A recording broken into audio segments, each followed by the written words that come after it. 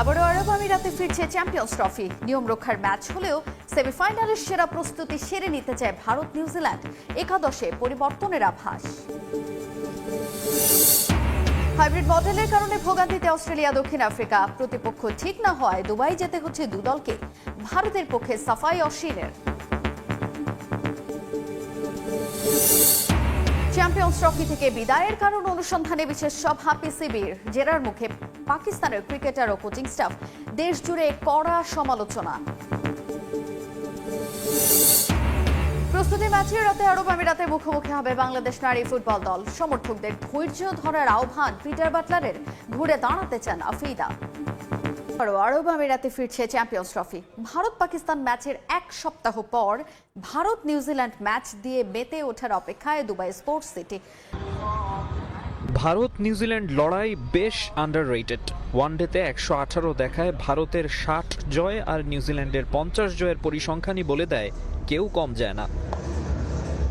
তবে শিরোপার হিসেবে দু দলের চিত্র ভিন্ন। ইন্ডিয়া জিতেছে প্রায় সব কিছু, কিউইদের ক্যাবিনেটে শূন্যতা। তাই গ্রুপ পর্বের নিয়ম রক্ষার ম্যাচ হলেও দুবাইয়ে অনুশীলনে মনোযোগী তারা। 2 ঘন্টা আইসিসি একাডেমি গ্রাউন্ডে প্র্যাকটিসের পর ম্যাচ ভেন্যু দুবাই আন্তর্জাতিক স্টেডিয়ামে বাড়তি 1 ঘন্টা ট্রেনিং করেছে ব্ল্যাক ক্যাপ বাহিনী। ভারত পাকিস্তান ম্যাচের পর সপ্তাহ খানেকের বিরতি পেয়েছে দুবাই স্টেডিয়াম। ক্লাসিকোর মতো ফুল হাউস না হলেও ভারতীয় ফ্যানরা থাকবেন এ ম্যাচেও। রমজানে মুসলিম ক্রিকেট ভক্তদের জন্য থাকবে বিশেষ ব্যবস্থা। নির্ধারিত সময় দুপুর 1টায় ম্যাচ শুরু হয়ে কোনো বিঘ্ন না ঘটলে ইফতার সারতেই দ্বিতীয় ইনিংস উপভোগ করতে পারবেন দর্শকরা। 2 ম্যাচই চেজ করে জেতা টিম ইন্ডিয়া এদিনও পরে ব্যাটিং করবে, তেমনটাই আশা করবেন ভক্তরা। আগেই সেমিফাইনাল নিশ্চিত হওয়ায় এটা দু দলের জন্যই নিয়ম রক্ষার ম্যাচ। একাদশে একাধিক পরিবর্তন আনতে পারে ভারতীয়রা। ম্যাচের আগের দিন অনুশীলন না করলেও শুক্রবার বাড়তি ব্যাটিং সেশন করেছেন ঋষভ পন্থ। 11-এ দেখা যেতে পারে তাকে। 3 বাঁহাতি স্পিনার নীতি থেকে সরে এসে ডানহাতি ওয়াশিংটন সুন্দরকে খেলাতে পারে তারা। ফিরতে পারেন পেসার আর্শদীপ সিংও। পরিবর্তন আসবে নিউজিল্যান্ডের সেরা একাদশেও। অসুস্থতার কারণে বাংলাদেশের বিপক্ষে না থাকলেও এ ম্যাচে ফিরবেন ড্যারেল মিচেল। দুবাইয়ের স্পিন ফ্রেন্ডলি পিচে ইন্ডিয়ান স্পিন অ্যাটাক সামলাতে কেইন উইলিয়ামসন, প্রাচীন রবীন্দ্রদের সঙ্গে মিচেলের মতো ক্লাসিক ব্যাটারকে যে কোনো মূল্যে চাইছে কিউইরা। ক্রিকেট প্রসঙ্গ জানাবো। চ্যাম্পিয়ন্স ট্রফির খবর। ভারতের কারণে ভোগান্তিতে অস্ট্রেলিয়া ও দক্ষিণ আফ্রিকা। হাইব্রিড মডেল আর উদ্ভট সূচিতে করাচি থেকে দুবাই যেতে হবে এই দু দলকে। যদিও সেমিফাইনালে ভারতের বিপক্ষে খেলবে যে কোনো এক দল।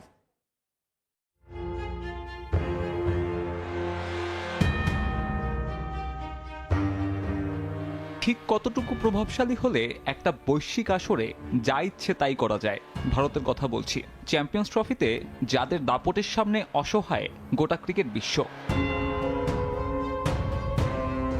এই টুর্নামেন্টের শুরু থেকেই নিজেদের খামখেয়ালি করে যাচ্ছে ভারত। অংশগ্রহণকারী বাকি 7 দল পাকিস্তানে গেলেও দুবাই থেকেই সব ম্যাচে অংশ নিচ্ছে রোহিত শর্মারা। তাতে হোস্ট না হয়েও বাড়তি সুবিধা পাচ্ছে রোহিত শর্মার দল। তাদের বিপক্ষে খেলতে গিয়ে বাড়তি ভোগান্তিতে অন্য দলগুলো। বাংলাদেশ পাকিস্তানের এই অভিজ্ঞতা হয়েছে। গ্রুপ পর্বে এই সফরের ক্লান্তি বুঝেছে নিউজিল্যান্ডও। তবে সূচি আগে থেকে জানায় এই ধকলটুকু প্রত্যাশিত ছিল। প্রত্যাশিত নয় ভারতের সেমির প্রতিপক্ষের জন্য, কারণ গ্রুপ পর্বে ভারত নিউজিল্যান্ড ম্যাচ শেষ দিনে হওয়ায় এখনও চূড়ান্ত নয় কারা মুখোমুখি হবে মেন ইন ব্লুদের। তাই দুই দলেরই দূরত্বের হিসেবে প্রায় 5000 কিলোমিটার আর সময়ের হিসেবে 4 ঘন্টার ভ্রমণ ক্লান্তি সঙ্গী হবে। অস্ট্রেলিয়া ম্যাচ খেলেই দুবাই চলে গিয়েছে। দক্ষিণ আফ্রিকা বিমানে উঠেছে ইংল্যান্ড ম্যাচের পর। যদিও এই ভ্রমণ ক্লান্তি শেষে ম্যাচ খেলবে মাত্র এক দল, অন্য দলকে আবারও ফিরতে হবে পাকিস্তান। আইসিসিতে ভারতের দাদাগিরি নতুন কিছু নয়, সেটা আরও বেড়ে গেছে জয় শাহ ক্রিকেটের সর্বোচ্চ নিয়ন্ত্রক সংস্থার সর্বোচ্চ পদে আসীন হওয়ার পর। সদস্য দেশগুলো আপত্তি করলেও অনেক ক্ষেত্রেই সেগুলো আমলে নিচ্ছে না আইসিসি। এই যখন অবস্থা, তখন উল্টো ভারতের বিপক্ষেই ষড়যন্ত্রের অভিযোগ রবিচন্দ্রন অশ্বিনের। নিজের ইউটিউব চ্যানেলের এক পডকাস্টে স্পিনার দাবি করেছেন ওয়ানডে ক্রিকেটে ভারতকে চাপে ফেলতেই এক ইনিংসে 2 নতুন বলের নিয়ম বানিয়েছে আইসিসি। ভারতের স্পিনারদের দাপট কমাতে আইসিসি নতুন নিয়ম চালু করেছে, এটা আমার মত। আমি মনে করি এটি খেলায় প্রভাব ফেলেছে। রিভার্স সুইং হারিয়ে গেছে, ফিঙ্গার স্পিনারদের ভূমিকা কমে গেছে। 2011 সাল পর্যন্ত 50 ওভারের ইনিংসে একটি বল ব্যবহার করা হতো। এরপর দুই নতুন বল ব্যবহারের কারণে রিভার্স সুইং কিংবা ফিঙ্গার স্পিনারদের আধিপত্য অনেকটাই কমে গেছে। ভারতীয় ক্রিকেটারের মতে এই নিয়ম আরও ম্যারমারে করেছে ওয়ানডে ক্রিকেটকে। সাব্বির মিথুন, সময় সংবাদ। চ্যাম্পিয়ন্স ট্রফি থেকে বিদায়ের কারণ অনুসন্ধানে বিশেষ বৈঠক করেছে পাকিস্তান ক্রিকেট বোর্ড। সকালে লাহোরের ন্যাশনাল ক্রিকেট একাডেমিতে হয়ে যাওয়া বৈঠকে ছিলেন বাবর আজম, সাকলাইন মুশতাক, ওয়াহাব রিয়াজরা। সভাপতিত্ব করেছেন পিসিবি চেয়ারম্যান মোহসিন নকভি। এ সময় বর্তমান এবং সাবেক ক্রিকেটারদের কাছে এই হারের কারণ জানতে চেয়েছেন পিসিবি বস। আয়োজক হয়েও এমন ভরাডুবির পর দেশ জুড়ে সমালোচনায় মুখর ক্রিকেট সংশ্লিষ্টরা। বিস্তারিত নিয়ন মুহাইমিনের রিপোর্টে। বাংলাদেশ আর পাকিস্তান এবারের চ্যাম্পিয়ন্স ট্রফিতে বেজায় মিল এই দু দলের। কেউই জিততে পারেনি তাদের কোনো ম্যাচ, হেরেছেও ঠিক একই প্রতিপক্ষের বিপক্ষে। নিজেদের ম্যাচটা বৃষ্টিতে ভেসে না গেলে হয়তো বোঝা যেত এবারের আসরে কে ঠিক কতটা খারাপ খেলেছে। দুর্ভাগ্য হলো না সেটা। তবে মিলের কোনো কমতি নেই দু দলের মধ্যে। শুধু ক্রিকেটার নয়, দুই বোর্ডের মাঝেও দারুণ মিল। এই যেমন চ্যাম্পিয়ন্স ট্রফির হারের পোস্টমর্টেম করতে ইতোমধ্যে একটা বিশেষ মিটিং ডেকেছেন বিসিবি প্রেসিডেন্ট ফারুক আহমেদ। সোমবারের সে বৈঠকে বোর্ড পরিচালকদের নিয়ে ব্যর্থতার কারণ খুঁজবেন তিনি। হেড কোচ, স্পিন কোচ, সহকারী কোচদের ভবিষ্যৎ চুক্তিও ঠিকঠাক হওয়ার কথা সেখানে। কিন্তু বাংলাদেশের আগেই সে মিটিং করে ফেলেছে পাকিস্তান ক্রিকেট বোর্ড। বৃষ্টির ফাঁকে এক ছটাক রোদের দেখা মিলতেই ক্রিকেটার, নির্বাচক, কোচ সবাইকে ডেকে পাঠান মোহসিন নকভি। লাহোরের ন্যাশনাল ক্রিকেট একাডেমিতে বসেন চ্যাম্পিয়ন্স ট্রফির ব্যর্থতার কারণ খুঁজতে। সঙ্গে ছিলেন বাবর আজম, ওয়াহাব রিয়াজ, সাকলাইন মুশতাক সহ আরো অনেকেই। জানা গেছে বৈঠকে বাবরের কাছে তার ব্যাটিং, দলের নাজুক পারফরমেন্সের ব্যাখ্যা চেয়েছেন পিসিবি বস। দল নির্বাচনে কোথায় ঘাটতি ছিল তা জানতে ডাকা হয় ওয়াহাব রিয়াজকে, আর সাকলাইন মুশতাক দিয়েছেন উত্তরণের উপায়।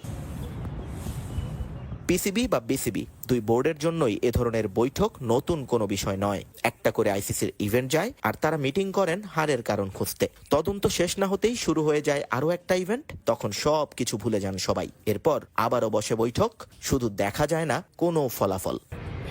দেশের ক্রিকেটের খবর জানাবো। ট্রফি উন্মোচন ও ক্যাপ্টেন্স ফটো সেশন দিয়ে শুরু হলো ঢাকা প্রিমিয়ার লিগের আনুষ্ঠানিকতা।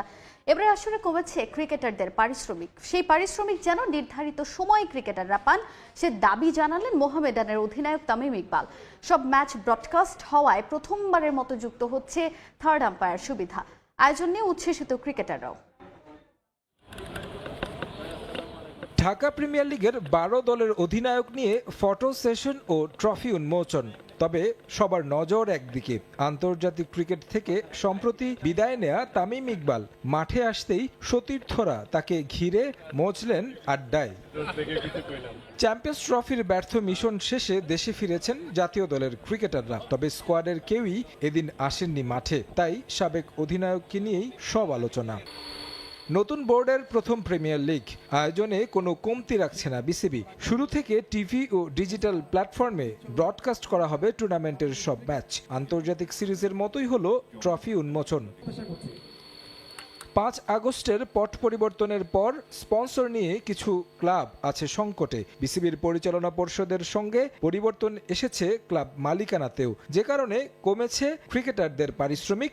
ডিপিএলে পুরো পারিশ্রমিক না দেওয়ার অভিযোগ পুরনো। এমন পরিস্থিতিতে ক্রিকেটাররা যেন পূর্ণ পারিশ্রমিক পান, সেই দাবি জানালেন তামিম ইকবাল। বিপিএল বলেন, প্রিমিয়ার লিগ বলেন, প্লেয়াররা হ্যাজ সাফার্ড ফাইন্যান্সিয়ালি আ লট। যে কমিটমেন্টস গুলা ক্লাবগুলা করেছে, এই ক্লাবগুলোর প্রত্যেকটা টাকা যেরকম প্রত্যেকটা প্লেয়ার পাক, that is the top priority for me. And then obviously ক্রিকেটটা ভালো হোক। বিপিএল এর আম্পায়ারিং প্রশংসা কুড়িয়েছে। এছাড়া ঘরোয়া টুর্নামেন্টগুলোতেও ভালো আম্পায়ারিং হচ্ছে বেশ কয়েক মৌসুম ধরে। ডিপিএলেও তেমনটা দেখা যাবে আশ্বাস সিসিডিএম এর। এবার ফারুক আহমেদের বোর্ড সবচেয়ে বড় পরিবর্তন যেটা এনেছে তা হলো থার্ড আম্পায়ার রাখা। যেহেতু টিভি প্রোডাকশন হচ্ছে, আমাদের ডে 1 থেকে অ্যাকচুয়ালি আম্পায়ার্স কল রিভিউ একটা প্রভিশন রাখা হয়েছে।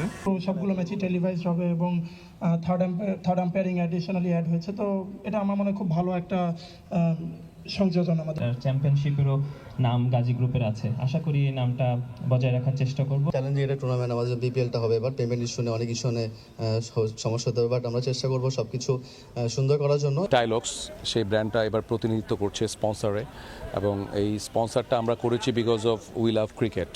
এর আগে আমরা রিমার্ক হারলানের হয়ে আমরা বিপিএলেও ছিলাম এবং আমরা কথা দিয়েছি যে আমরা যদি টিম পাই আমরা ভবিষ্যতে বাংলাদেশ ক্রিকেটের সাথে বিভিন্নভাবে থাকব। স্পন্সর এবং সংশ্লিষ্টরা আশাবাদী জমজমাট লড়াই দেখার। তারেক হাসান শিমুল, সময় সংবাদ। খবর, হামজা চৌধুরীর বাংলাদেশে আসার দিনক্ষণ নিয়ে দ্বিধাদ্বন্দ্বে বাফুফে। এই ফুটবলার 19 তারিখ চাইলেও বাফুফে তাকে দলে পেতে চাচ্ছে 18 মার্চের মধ্যে।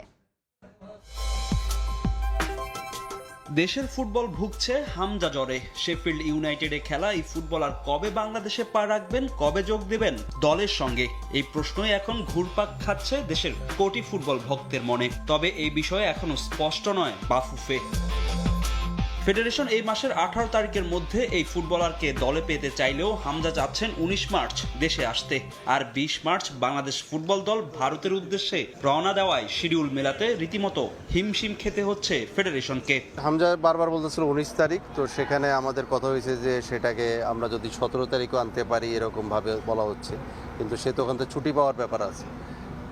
সেটা নিয়ে দেখা যাচ্ছে 17-18 তারিখের এই তারিখ এখন পর্যন্ত আমাদের কাছে আছে। আমরাও প্রেশার দিচ্ছি 17-18, ও বলতেছে 19 তারিখ, এখন পর্যন্ত এইটার মধ্যে আছে। এদিকে বাবাকে দিয়েই বাফুফের কাছে নিজের চাহিদার কথা জানিয়েছেন হামজা।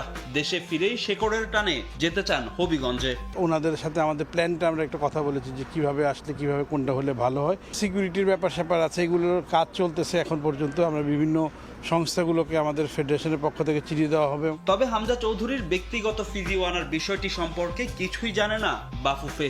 20 মার্চ দলের সঙ্গে ভারত যাবে হামজা। সব ঠিক থাকলে 25 মার্চ লাল সবুজ জার্সি গায়ে অভিষেক হবে দেশের ফুটবলের পোস্টার বয়ের। নারী ফুটবল দল প্রসঙ্গে, আজ রাতে নারী ফুটবল দলের দ্বিতীয় শেষ ম্যাচে আরব আমিরাতের বিপক্ষে বাংলাদেশ নারী ফুটবল দল মাঠে নামবে। প্রথম ম্যাচে আরব আমিরাতের কাছে 3-1 গোলে পরাজিত হয় বাংলাদেশের নারী ফুটবল দল। কিছুটা প্রথম ম্যাচে ছন্দপতন হলেও দ্বিতীয় ম্যাচে তারা ঘুরে দাঁড়াতে চায় এবং বাংলাদেশের মেয়েরা চাইবে আজ ম্যাচটা তাদের নিজেদের করে নিতে।